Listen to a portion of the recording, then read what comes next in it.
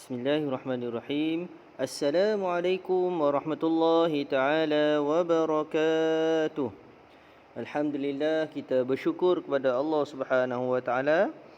Kita bertemu kembali pada hari ini dalam kelas Al-Quran dan Fardu Ain secara PDPR. Pelajaran kita pada hari ini iaitu pelajaran akidah. Tajuk yang kita akan belajar pada hari ini dalam pelajaran akidah iaitu kesan dan akibat berkaitan dengan sifat hayatullah, iaitu sifat Allah Maha Hidup. Salah satu sifat wajib bagi Allah iaitu Allah Maha Hidup. Sekarang ni kita akan lihat dua perkara, apakah kesan dan juga akibat berkaitan dengan sifat hayah ini. Jom murid-murid kita lihat sama-sama. Pertama kita lihat apakah kesan bila mana kita beriman dengan sifat hayatullah, iaitu sifat Allah Maha Hidup. Ia memberi kesan kepada kita, iaitu bila sebut kesan, iaitu benda yang bermanfaat kepada diri kita. Bila mana kita yakin Allah itu Maha Hidup. Kesan bila mana kita yakin Allah itu Maha Hidup, kita akan sentiasa mengagungkan Allah Subhanahu wa taala. Kenapa? Kerana kita yakin bahawa Allah itu Maha Hidup dan juga memberi keyakinan kepada kita bahawa semua makhluk di atas dunia ini, di alam ini akan binasa. Hanya Allah sahaja yang Maha Hidup. Bukti yang jelas kita lihat, setiap manusia pasti akan mati bila tiba masa dia. Begitu juga pokok-pokok tumbuh-tumbuhan juga akan mati, dan begitu juga haiwan, binatang juga akan mati bila tiba masa yang ditetapkan oleh Allah Subhanahu wa taala. Bila kita yakin bahawa hanya Allah yang sentiasa dan Maha Hidup, maka kita akan sentiasa mengagungkan Allah Subhanahu wa taala. Itu kesan yang pertama, bila kita yakin Allah Maha Hidup. Yang kedua, bila kita yakin Allah bersifat hayah, Allah bersifat Maha Hidup, ia akan membuatkan kita akan membuat persediaan untuk mati.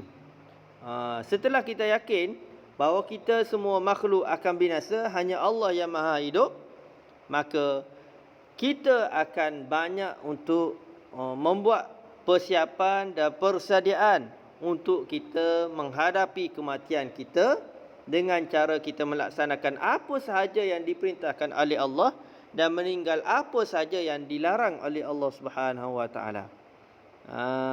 Tu kesan yang baik yang kedua. Yang ketiga, bila kita yakin bahawa Allah bersifat hayah, memberi kesan kepada kita, kita tidak akan mudah sombong. Tidak ada perasaan sombong ataupun tak perlu untuk kita berlagak sombong. Kenapa?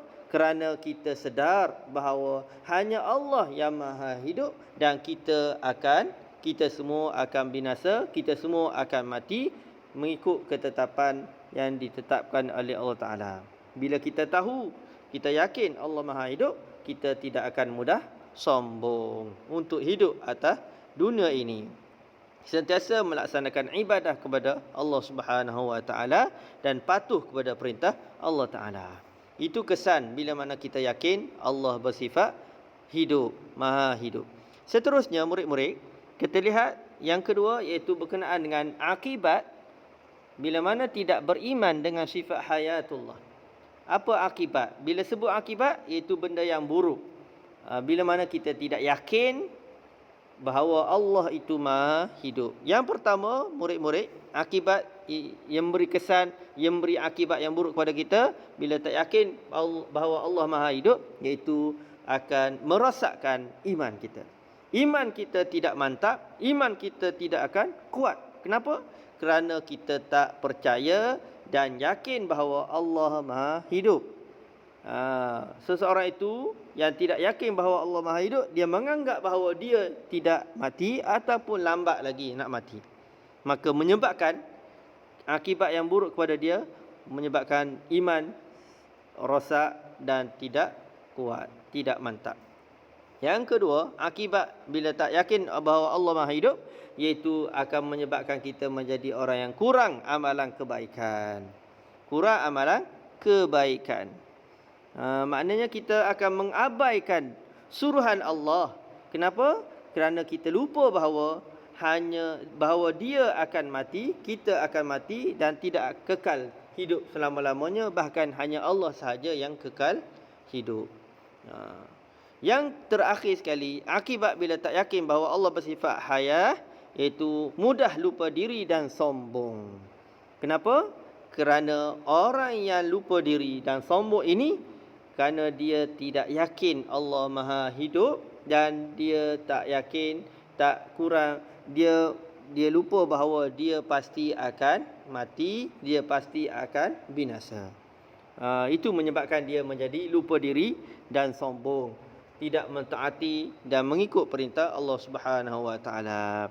Itu saja pelajaran kita pada hari ini.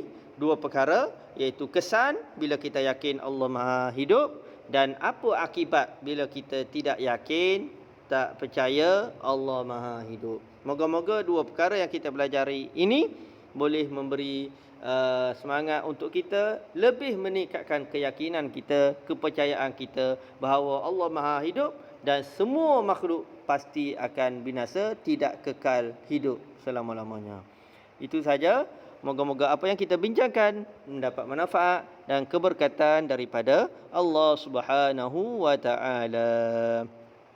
Assalamualaikum warahmatullahi taala wabarakatuh.